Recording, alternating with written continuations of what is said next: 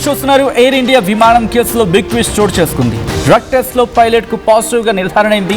Pilot గంజాయి సేవించినట్లు అధికారులు నిర్ధారణకు వచ్చారు. గంజాయి తాకి ఫ్లైట్ నడిపినట్లు గుర్తించారు అధికారులు. 300 అడుగులు కిందకు జారిన విమానం విషయంలో వెలుగులోకి సంచలన నిజాలు బయటపడుతూ ఉన్నాయి.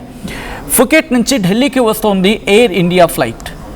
ఒడిశా గగనతలంలో అకస్మాత్తుగా కిందకు పడిపోయింది ఆ విమానం. ప్రమాద సమయంలో విమానంలో 134 మంది ప్రయాణికులున్నారు.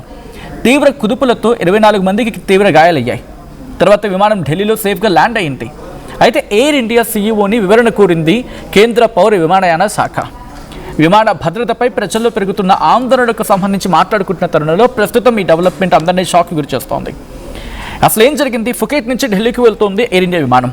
అకస్మాత్తుగా ఆల్టిట్యూడ్ కోల్పోయింది. దీంతో ప్రయాణికులు కంగారు పడ్డారు, గాయపడ్డారు కూడా ఈ ప్రమాదంలో. అయితే విమాన పైలట్ గంజాయి సేవించాడని చెప్పి డోపింగ్ పరీక్ష నిర్వహిస్తే రెండో డోపింగ్ పరీక్షలో కూడా ఫెయిల్ అయ్యాడు. పాజిటివ్గా నిర్ధారణ అయిందంటూ కూడా జాతీయ మీడియా కోట్ చేస్తూ ఉంది. అక్కడ సోర్సెస్ని కోట్ చేస్తూ జాతీయ మీడియా ఏమంటుందంటే, విమానం ఒక్కసారిగా ఆల్టిట్యూడ్ని కోల్పోవడం, ఆ సందర్భంలో పైలట్ కాక్పిట్ ఫ్లోర్ ఉంటుంది కదా, దాని మీద కూర్చొని కనిపించాడు. ఈ ఆల్టిట్యూడ్ కోల్పోవడం దానికి ఇది కూడా కారణమై ఉంటుంది. అంటే ఫర్ సపోజ్ ఆయన సీట్లో ఉండాలి ఆపరేషన్ జరుపుతున్నప్పుడు, కానీ ఈ ప్రమాద సమయంలో ఆయన ఫ్లోర్ మీద ఉన్నాడు. విమానం ల్యాండ్ అయిన తర్వాత పైలట్ని తీసుకెళ్తుంటారు, లేకపోతే వెళ్తూ ఉంటాడు కదా, వెళ్తున్న సందర్భంలో సరిగ్గా నిలబడలేకపోయాడు అని చెప్పి విశ్వసనీయ వర్గాలను ధృవీకరిస్తున్నట్లయితే విశ్వసనీయ వర్గాల నుంచి ధృవీకరణ అంటూ జాతీయ మీడియా కోట్ చేసుకొచ్చింది. సీసీటీవీ ఫుటేజ్ని పర్యవేక్షిస్తున్న సందర్భంలో ఆయన కూర్చోవడానికి కూడా కాస్త కష్టపడ్డాడు, సాయం చేయాల్సి వచ్చిందని చెప్పి aircraft accident investigation bureau AAIBకి చెందిన ఒక వ్యక్తి చెప్పాడు అని చెప్పి వాళ్ళని కోట్ చేసుకొచ్చింది. ఆఖరికి కనీసం యూరిన్ టెస్ట్ సందర్భంలో కూడా, యూరిన్ టెస్ట్ ఇచ్చేటప్పుడు కూడా ఎయిర్ క్రాఫ్ట్ యాక్సిడెంట్ ఇన్వెస్టిగేషన్ బ్యూరోకి చెందిన ఒక అధికారి ఆయనకి శారీరకంగా సాయపడాల్సి వచ్చింది. ఎందుకంటే ఎక్కువ చెప్పదలుచుకోలేదు, ఆ వ్యక్తికి మీకు అర్థమైపోయి ఉంటుంది.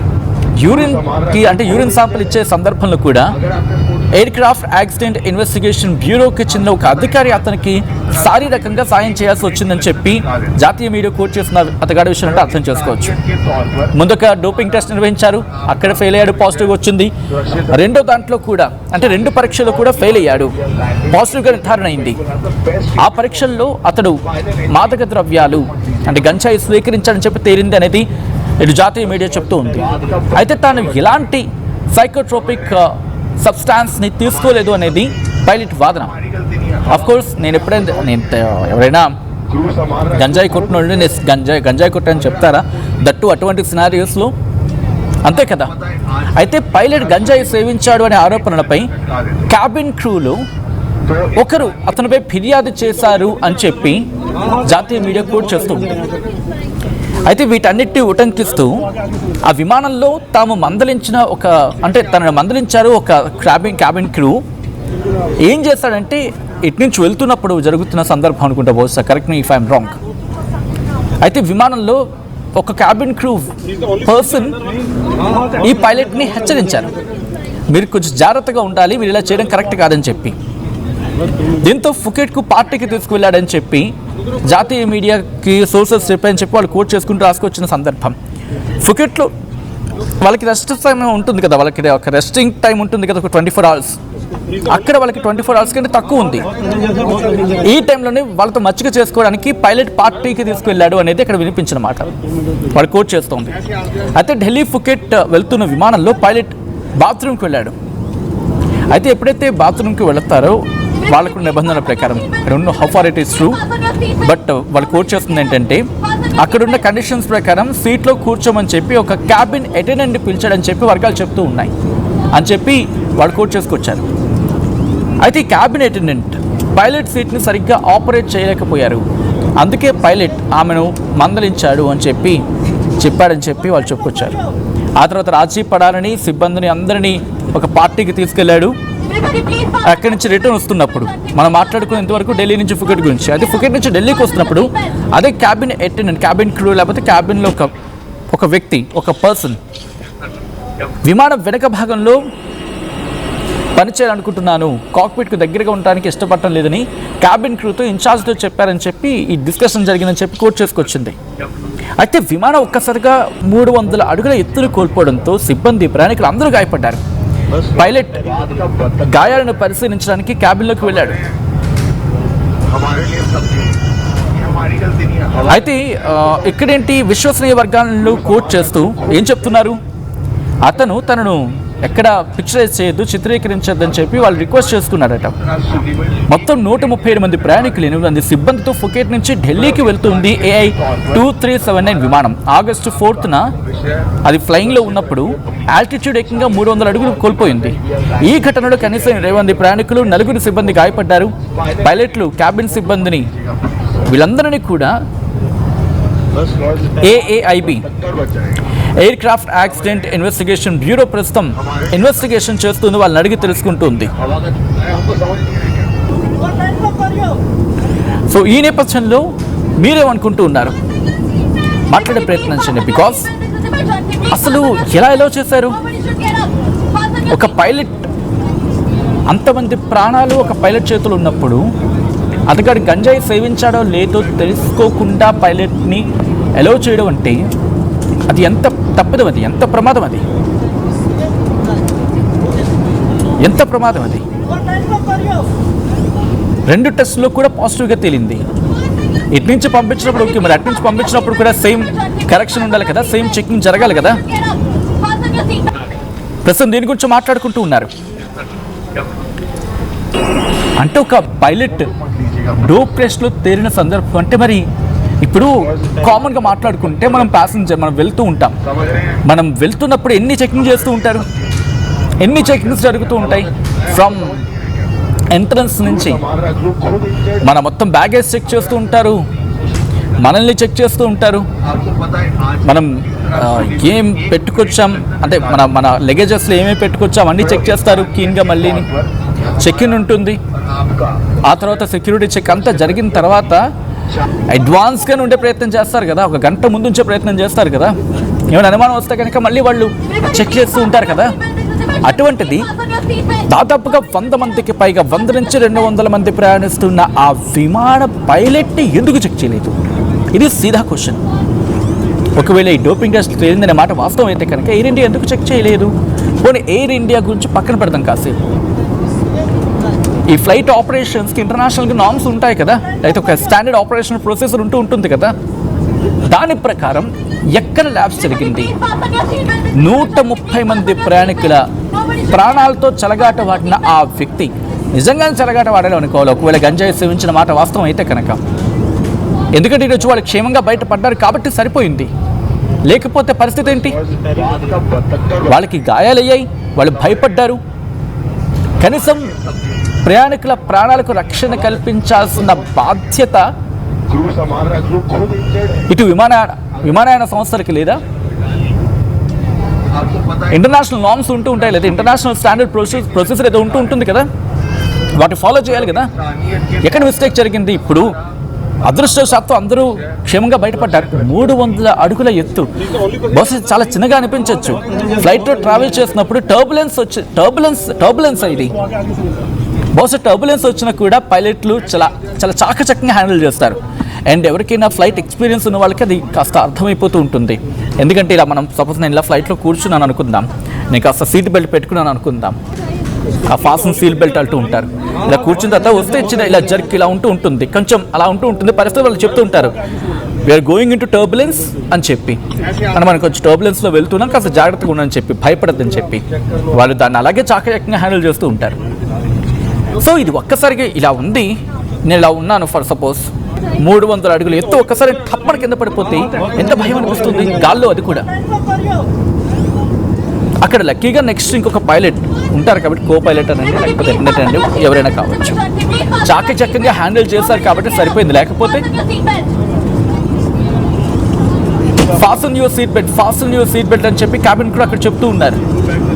ఏం లాభం? వాళ్ళు సీట్ బెల్ట్ పెట్టుకుంటే బహుశా వాళ్ళ కుర్చీకి అలా ఉంటారేమో. అంటే మీరు బాగా గమనించండి, మీరు ఫ్లైట్లోకి వెళ్ళిన తర్వాత కూడా వాళ్ళు చాలా క్యాబిన్ క్రూ చాలా కమాండ్స్ ఇస్తూ ఉంటారు. లైక్ మీరు టేక్ ఆఫ్ అయినప్పుడు ఫాస్టన్ యువర్ సీట్ బెల్ట్ అంటూ ఉంటారు. తర్వాత వాళ్ళు ఇదిగో ఇలా ఉండండి, ఇక్కడ ఎమర్జెన్సీ గేట్స్ ఉంటాయని చెప్తూ ఉంటారు. ఇన్ని ప్రజలకు చెప్తారు కదా, మరి మీరు పాటించేది ఏంటి? విమానయాన సంస్థలు ప్రజలు ప్రశ్నిస్తున్న క్వశ్చన్స్ ఇవి. మీరు మాకు ఎన్ని చెప్తారు కదా, గంట ముందు రండి, చెకింగ్ ప్రాపర్గా చేసుకోండి, గుండు పిన్ ఉన్నా కూడా మేము తీసి పక్కన పడేస్తాం. వెల్ గుడ్, ఇవన్నీ జరగాల్సిందే, చేయాల్సిందే. ప్రజలకు ఎన్ని చెప్పినప్పుడు మీరు పాటించాల్సింది ఎంత? ఒక గుండు పిన్నిస్ ఉన్నా కూడా లేదు తీసి పక్కన పడేయని అంటూ ఉంటారు కదా, సందర్భానుసారం బట్టి. అంతే కదా. అటువంటిది ఒక పైలట్ గంజాయి సేవించి విమానం నడపడం అంటే ఎంత పెద్ద తప్పది. ఈ కథను మిమ్మల్ని కాస్త కలవరపరచవచ్చు. దీనికి సంబంధించిన జాగ్రత్తలు తీసుకోవాలని ఆర్టీవీ సూచించడం జరుగుతుంది. This is the disturbing content, మీరు డిస్క్రిప్షన్ ఇస్ హైలీ అడ్వైస్డ్. ఎంత పెద్ద సిచ్యువేషన్ అంటే నేషనల్ మీడియా కోట్ చేస్తుంది, నేను మళ్ళీ కోట్ చేసే ప్రయత్నం చేస్తూ ఉన్నాను. కనీసం అతగాడు విమానం దిగిన తర్వాత నడవలేని పరిస్థితులు ఉన్న వ్యక్తికి ఈరోజు ఒక పైలట్ పేరిచ్చి మనం విమానానికి ఎక్కిస్తామా? ఎవ్వరూ చూడలేదా? ఆయన ఒక్కడే గంజాయి కొట్టున్నారు ఆ టైంలో, లేకపోతే మిగతా వాళ్ళు ఎవరైనా కొట్టి అది గమనించడం మానేస్తారా? ఇది కదా ఈరోజు ప్రశ్నించాల్సిన సందర్భం. ఎందుకంటే ఒక వ్యక్తి అంటే విమానం దిగిన తర్వాత నడవలేకపోతున్నాడు అని తెలుసుకున్న వాళ్ళు ఎక్కిన సందర్భంలో ఏం చేస్తున్నాడు? అతని దగ్గర ఎటువంటి మాదక ద్రవ్యాలు ఉన్నాయి, అవి పట్టించుకొని అవి చూడరా? కేవలం ప్రజలకేనా? ఈరోజు ఆ వ్యక్తి దిగిన తర్వాత కనీసం తన అంటే ఇన్వెస్టిగేషన్ బ్యూరో వాళ్ళు ఆ సీసీటీవీ ఫుటేజ్ని పరిశీలిస్తున్నప్పుడు కనీసం నడవలేకపోతున్నాడు అంటే అర్థం చేసుకుని ఎంత దీనమైన స్థితిలో ఉండుంటాడు. కనీసం తన కాళ్ళ మీద తాను నిలబడలేక నడవలేక ఇబ్బంది పడుతున్న వ్యక్తికి మనం ఇచ్చాం కదా ఎయిర్ క్రాఫ్ట్ని. అయిపోయిన తర్వాత వెళ్ళు యూరిన్ శాంపిలింగ్కి తీసుకువెళ్తే కనీసం అతగాడు యూరిన్ శాంపిల్ ఇవ్వలేని పరిస్థితుల్లో ఇదే AAIB ఆ దర్యాప్తు అధికారులు అతగాడికి శారీరకంగా హెల్ప్ చేశారంటే అర్థం చేసుకోండి ఎంత దౌర్భాగ్యమైన పరిస్థితిలో ఆ వ్యక్తి ఉన్నాడు. ఆ సందర్భంలో ఎంత నీచమైన స్థితిలో ఉన్నాడనేది బహుశా ఆ నేషనల్ మీడియా కోట్ చేస్తున్నట్టుగా డోపింగ్ టెస్ట్లో తెలియని నిజమైన వాస్తవం అయితే కనుక అటువంటి వ్యక్తిని ఈరోజు నిజంగా ఆ కో పైలట్ ఎవరో చాలా చాకచక్యంగా వ్యవహరించారు. ఇన్ఫ్యాక్ట్ ప్రయాణికులు కూడా భయపడ్డారు, కానీ వాళ్ళు అలా కంపోజ్డ్గా ఉన్నారు అంత ప్రమాదంలో కూడా. కాబట్టి ఇంతమంది ఈరోజు ప్రాణాలతో బయట పడగలిగారు. చూడాలి ఈ ఘటన తర్వాత మన కేంద్ర పౌర విమానయాన శాఖ ఎటువంటి చర్యలకు దిగుతోంది.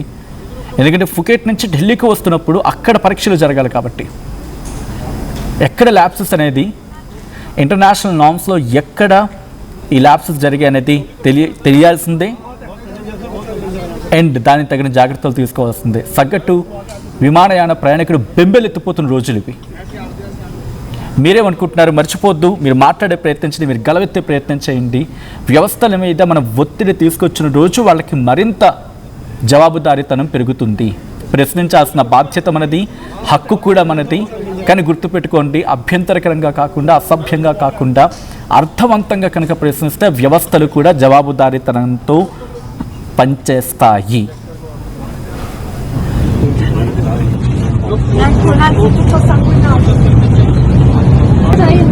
He's the only passenger under one. बहुत पैसेंजर्स हैं, बहुत पैसेंजर हैं यहाँ पे। मैडम इसको आगे से मिला बस 2 मिनट देखिए। ऐसे आ गया रुको बिल्कुल आप चेक कर लो ఏం కొన్నావురా? అమ్మకి 10, అత్తమ్మకి 6, అమ్మమ్మకి 4 కేజీలు చీరలు మావా. అబ్బో ఇక్కడ కేజీ చీరలు కొంటే అర కేజీ చీరలు ఫ్రీ అంట. Churidar, men's wear, kids wear 1+1, 2+1 మస్తు ఆఫర్లు ఉన్నాయి. మరి ఇంకా మాంగళ్య ఆషాఢం కేజీ సేల్ అంటే తెలుసు కదా. మాంగళ్య షాపింగ్ మాల్ కేజీల్లో సేల్, టన్నుల్లో ఆనందం. ఏం కొన్నావురా?